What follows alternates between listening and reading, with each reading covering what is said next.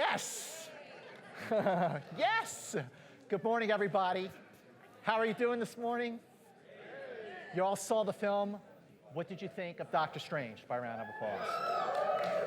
Great. We're going to have a great press conference this morning with the filmmakers and the actors and actresses of Doctor Strange. Let's start with the producer of Doctor Strange and the president of Marvel Studios, Kevin Feige. Hello. Good morning. Mads Mikkelsen. Rachel McAdams. Benedict Cumberbatch. Tilda Swinton.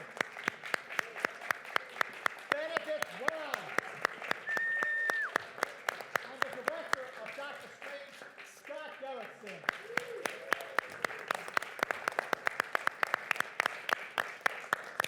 And we sit down. Well, first of all, the character of Doctor Strange made its first appearance in Strange Tales, July 1963, issue 110. So for a character that has been part of the Marvel Universe for so long, why, Kevin and Scott, was now the right time to bring him into the Marvel Cinematic Universe?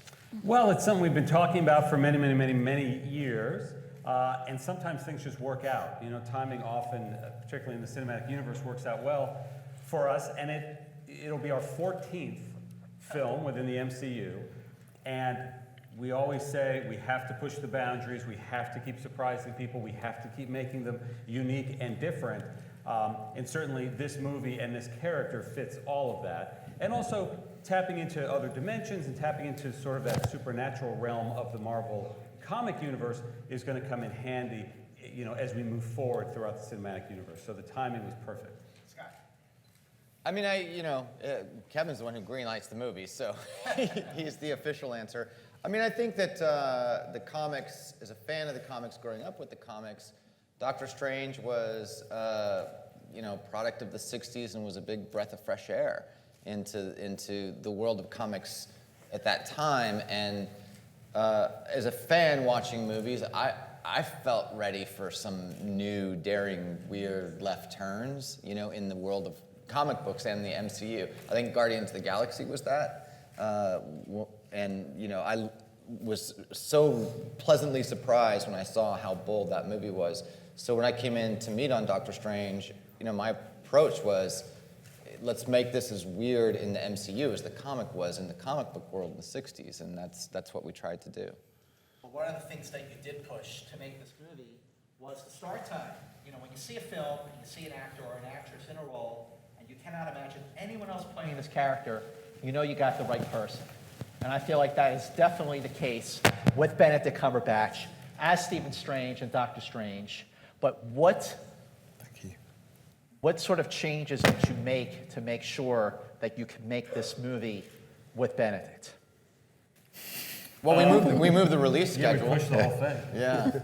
Well, what happened was Kevin and I talked about you know who we wanted in the role, and we landed on Benedict pretty quickly, and just felt like he was right. I flew to London, met with him, explained the movie. I think I had some of my concept art at that point, and Benedict really wanted to do it, but he was doing Hamlet in theater in London, so we were a summer release movie, so it wasn't going to work, you know. And I came back and I met with a bunch of other actors, good actors, but I just felt like it had to be Benedict, and Kevin, to his credit, agreed, and so we pushed the schedule for him. You know, for Benedict. Very glad they did. Yes, please. No, it's incredibly flattering. It's a weight of responsibility as well, obviously, but it's a great motivator to try and do a good job and fulfill, you know, the promise they've shown in you. So, or they've given to you. I always get that phrase wrong, but you know what I mean. It's a good thing. It's a very good place to start from. Well, you know, for everyone on stage here, to be part of this Marvel Cinematic Universe, it really is like a family, and I feel like we all saw that for everyone who was at Comic-Con in July. That class photo at the end of the panel was really awesome. Yeah. So for everyone who's new to the MCU here, like what's it really like to be part of this thing? Rach, let's start with you. Well, I mean, I was just thrilled because of this incredible track record, because of that so much care and attention and consideration is going to go into the film before you've even begun. So, and that you're going to get to work with the best of the people, the best of the best in the world, what they do. So it's just this like treasure trove of talent, and so I just couldn't wait to dive into that. Well, how about Benedict and Tilda? This has got to be new for you too.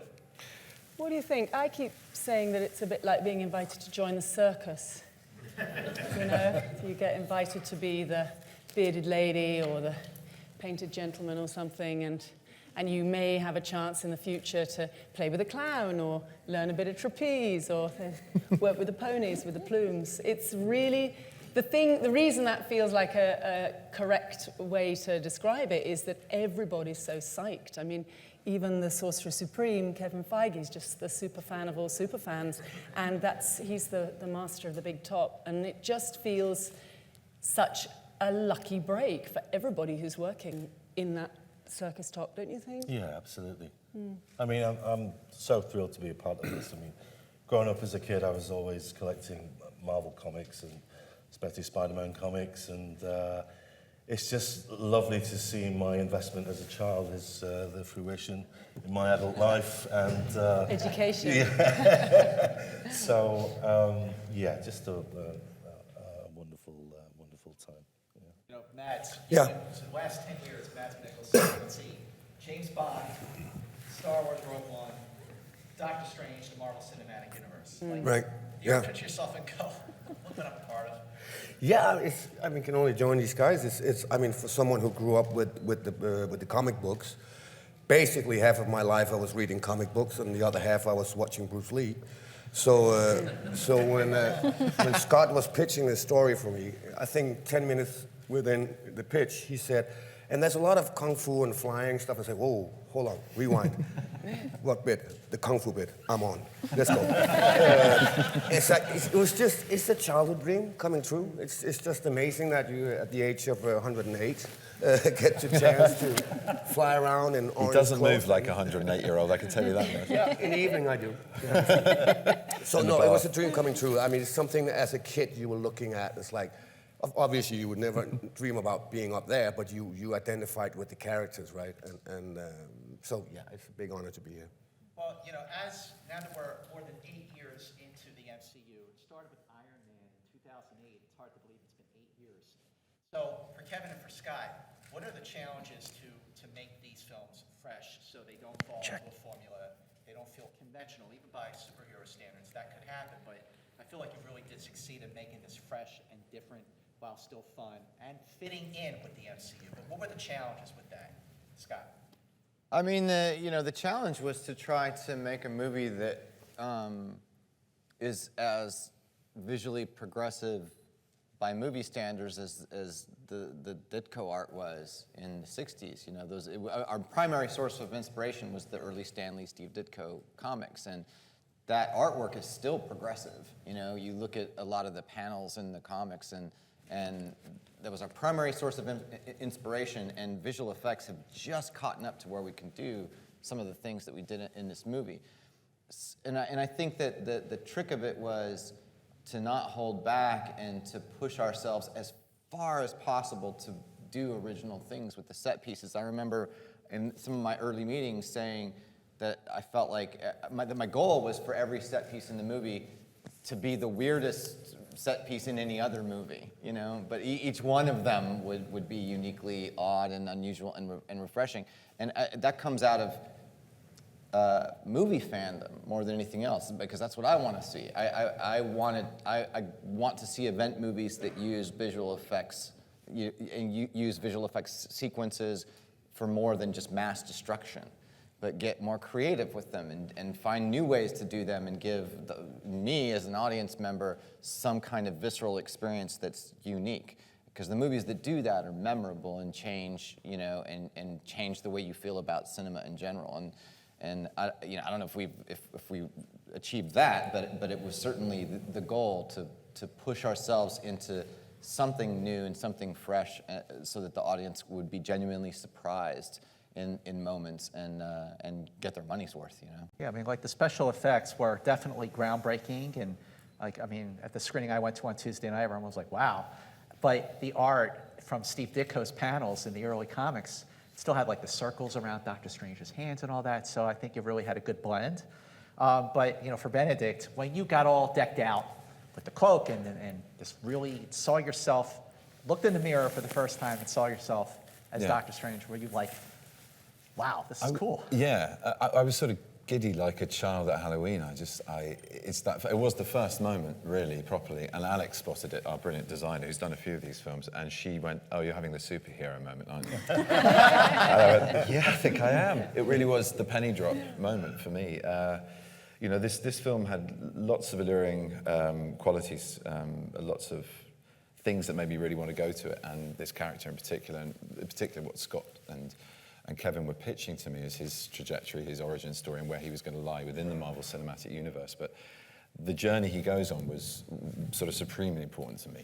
And the qualities of drama, but also great humor amongst that profundity and that oddness and unique weirdness and newness that we were going to bring visually. So I'd kind of put the hero thing on the back burner. So when I first had that moment, it really was quite giddy. I just did end up just giggling. And then the second time it really hit home was near the end of the main body of the shoot. When we were in New York, we were on Fifth Avenue, and there were as many paparazzi as there were crew. It was getting a little bit surreal, but we were on Fifth Avenue and running down it, sort of jumping, well, skipping really, but jumping to fly.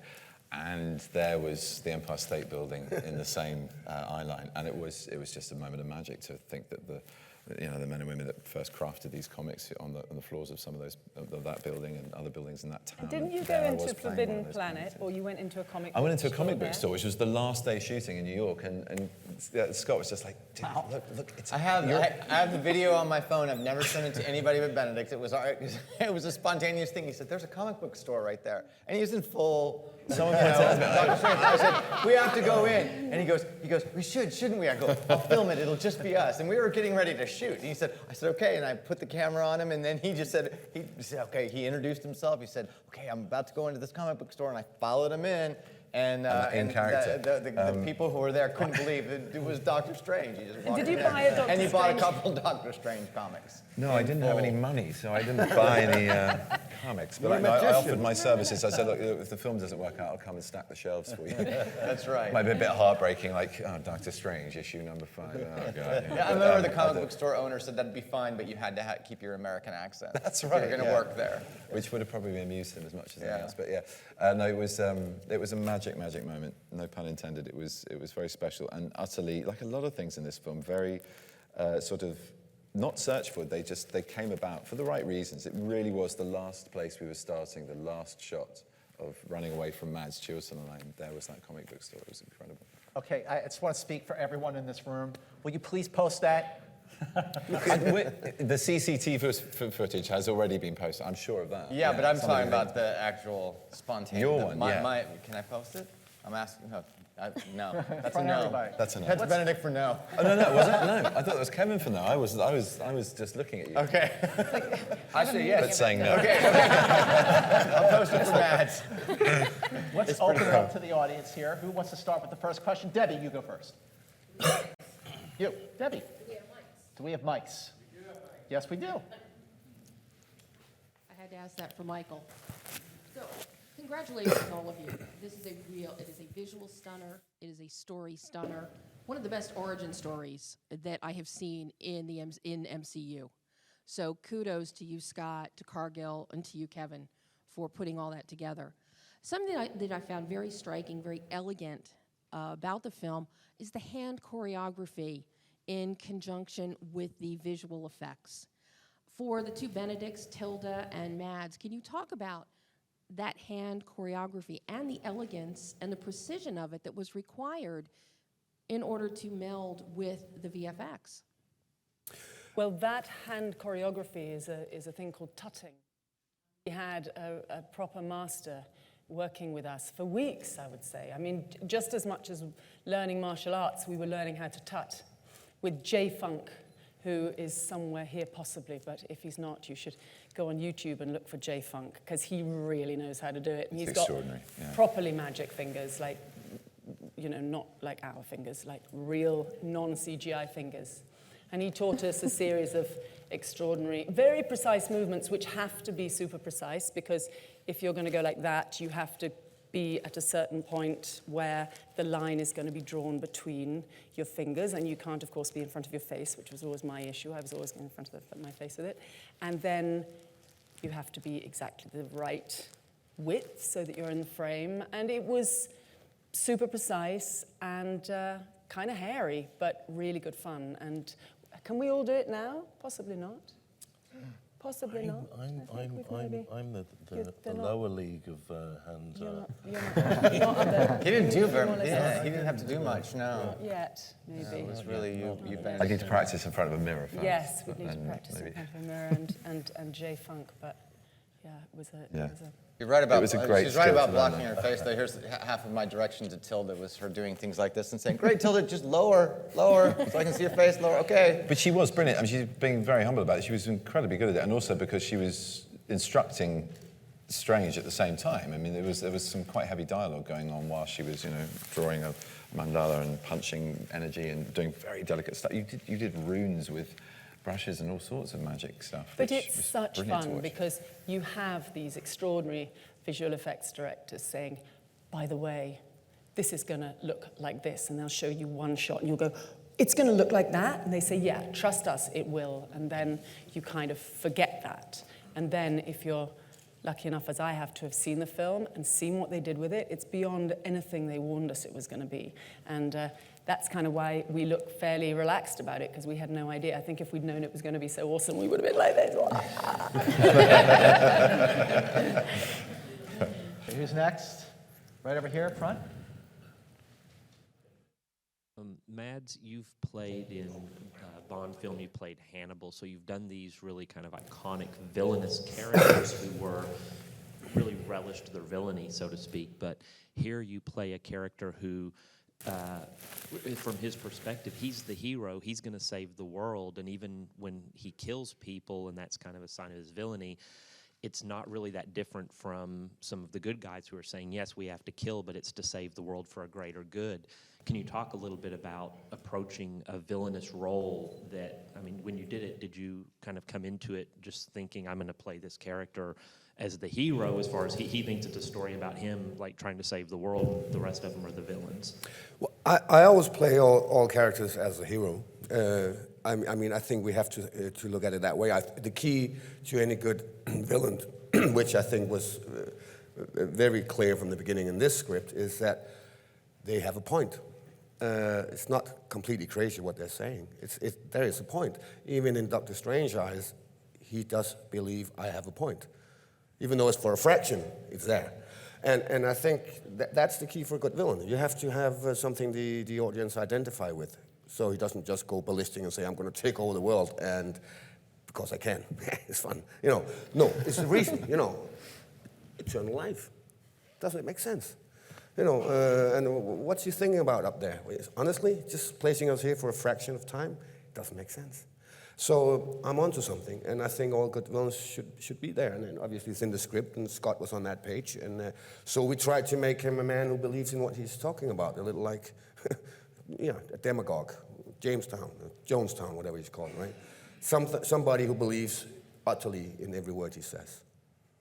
Actually, I meant to ask you, Rachel, yesterday, that when you signed on to play Christine Palmer, did you do a binge reading of comics to get up to speed with all this? I did read, Scott sent a few my way that I looked at, and I looked at, she's sort of an amalgamation of a bunch of different characters, so there wasn't one particular place to go to, which I was kind of excited about because she could be kind of a new invention in a way. I mean, I looked at a lot of Nightcrawler because she was in a lot of those, and yeah, and I've been getting up to speed with, I was reading Judy Blume when I was Oh, sure. teenagers. As you should. So Yeah, right? I've been kind of getting up to speed on the comic universe, but I love graphic novels. I just devour those now. So Yeah. I love the medium, and I think it translates to film. You know, it's just such a perfect matchup. So yeah, I'm still learning though. Yeah, sure. Yeah, It's from always a learn. scratch. Yeah. Who's next? Who has a question? Yes, white, right over here on the aisle. Benedict, the key to the Doctor Strange is at the beginning is his arrogance, his confidence, smartest guy in the room, and the fall and the humbling he goes through. Is that like playing Holmes, or is that completely different? Well, I'd say that fall's still going on, to be honest, in that particular franchise. But so no, I'd say it's slightly different. I mean, there's in the Venn diagram of similarities, there is the crossover of clever and arrogant, I suppose, and workaholic. But you know, Strange is a materialist. He's egocentric, yes, but he's got charm and he's witty. He's liked by his colleagues. He's had relationships with them. He's not. He's not the sort of cut-off outsider, sociopathic, asexual, obsessive that Sherlock is. So, there's a world of difference, and he doesn't, he lives in New York and eats bagels every now and again, so that's also different. He's a man of the world, as opposed to Sherlock, who isn't. What to say on that? Sorry. Who's next? Yes. Hi, Kit. Right over here in the middle, if you can. Rachel, I know everyone got to kind of do some fun stuff. Did you kind of want to say, hey, let me just do it for a second. Let me just do the whole hand thing. How is it trying to fit into it? I mean, sure. Now, hearing Tilda talking about it now, I'm like, yeah, I could dig that. But my mom's a nurse, and I did not inherit that gene. It's just why I'm up here right now. But I was always fascinated by what she did because it was so far from anything I really understood. So to get to delve into the medical side of things and shadow I met this incredible female neurosurgeon in Toronto, and we had a great neurosurgeon on set, and I got to I was given the offer to go in an evac helicopter and do a weekend, which I'm so sad I had to turn down because I'm a terrible flyer and I am really queasy about blood. So I thought I would be more of a hindrance to that operation than a help. So I declined that. But everything else was super fascinating. And in a pinch, I could probably suture someone up now. So and it was so nice to wear scrubs all the time. When he was putting that cloak on and sweating buckets, I was... You were doing your nails. I was doing Yeah, still waiting. Yeah. So, I learned a lot on this in a different way. Who's next? Yes, you. Yeah, you. Raising your hand right there. Thank you. My question is for Mr. Benedict Cumberbatch. And in the movie, Doctor Strange says to the Ancient One, how do I get from here to there? So who is that one person for you that you're always striving to get to their level of expertise? Wow, I wish there was one that would simplify my answer, but the truth is I get to work with a whole cast of them almost every job, but this job in particular was extraordinary. I mean, everyone on it was helping me raise my game, and in every level. Rachel's just talked about Scrubland. I mean, that was a very detailed world, and to watch her craft, to watch her scalpel-like precision, pun intended, with just delineating exactly what was going on, where Christine was in that moment, and it helped map out an entire world that I knew my character was shifting away from, but had to be completely invested with, hopefully like the audience is at the beginning, and through the duration of the film when he crashes back into it. From Tilda treading this incredible line between being ancient and wise and yet ever youthful as she is, and just incredibly now and present and not something old and fusty, and just doing it with grace and charm and good nature that all of the cast of this had. Chiwetel, who I've worked with before, again, to watch him construct Mordo and see the complexity of his journey as well come to fruition. I mean, all of it. And Mads, this man over here who complains about being 100 but moves like a 20-year-old dreams of moving sometimes. I mean, he just is the most absurd athlete, but also the most understated and supreme gentleman who is always trying to make sure that you're all right and that your craft is all right and that you're not getting hit in the face or hurt, you know. And that's not always the case in fight scenes. To Benny, who I've known for a while, we're old muckers, but to get to play with him and see, and I adore Wong. I think the world's going to absolutely love that character, and it was a masterstroke on his part. And yeah, they're the people who I get to work with every day on a job like this, and then headed by a director and a mastermind who both know their craft inside out, and you feel safe in the hands of. Parents, I mean, this could go on for a long time. This could be the parents. I haven't touched on school days yet. You know, I'm very lucky. I'm very lucky. I've worked with some truly inspiring people, and a lot of them on this huge sofa with me. Who's next? Yes, you in the end. In the glasses, you. Yes. Hi, guys. Hang on, wait for the microphone. For Kevin and Scott, you guys touched a little bit on kind of the trippier sequences in the movie.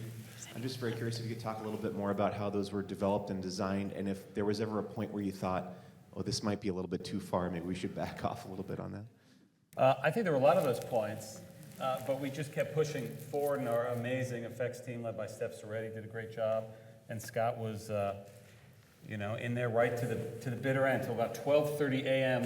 the day before we got on the plane to Hong Kong for the first junket. Yeah, it was, because we moved the schedule for Benedict, we had a shorter post-production period, really, than we wanted. Sorry again. But a longer to Kevin and Louis D'Espino's credit, we hired more vendors to start all at once than you normally would have. So we had a lot of the stuff coming in all at the same time. But that was one of the most creatively rewarding parts of the whole process, was to try to think about not just weird, bizarre images, but to try to think about what can't be done. The final sequence of the movie was the result of me just thinking, well, what can't you do?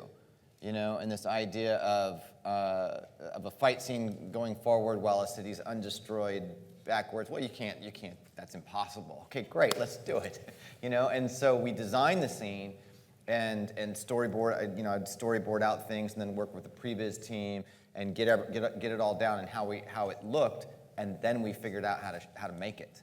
And so it was about trying to establish, and the same thing like with what we call the magical mystery tour, the whole mind trip scene. It was about drawing out every single shot and some of it being impossible to do. And the result was that the visual effects vendors had to sometimes help us figure out, well, how do we do this? Because it is unprecedented. It hasn't been done before. And some of those ideas didn't work. Sometimes we would try things and we were overshooting. But me personally, I felt like every day I got up for work and I thought, somebody's gonna come knock on my door and say, you gotta back off. This is just getting too weird. And it never happened. I mean, Marvel was really completely behind the idea of trying to push the boundaries of what a set piece in a tentpole movie can be. And that was always the goal. I'm with you on the Beatles reference, Magical Mystery Tour. Very good. Yeah, all right, great, who else thanks. is? Scott Menzel, right there.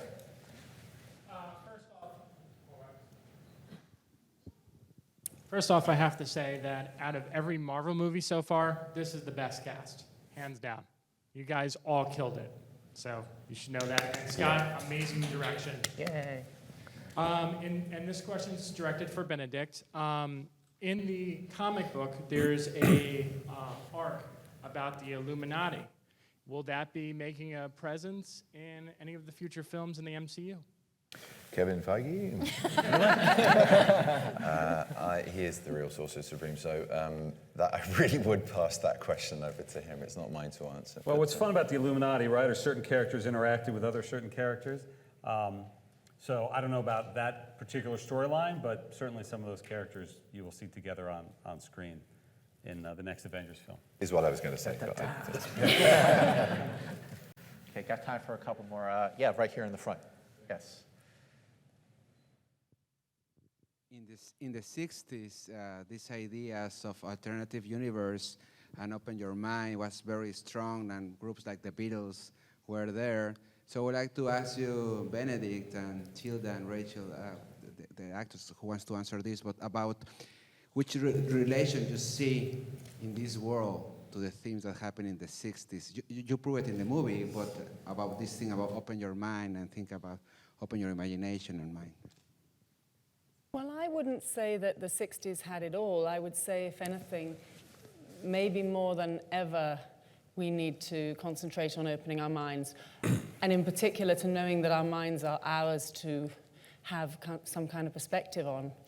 There's something really radical that's said in this film, which is that ego and fear are things to be lived beyond.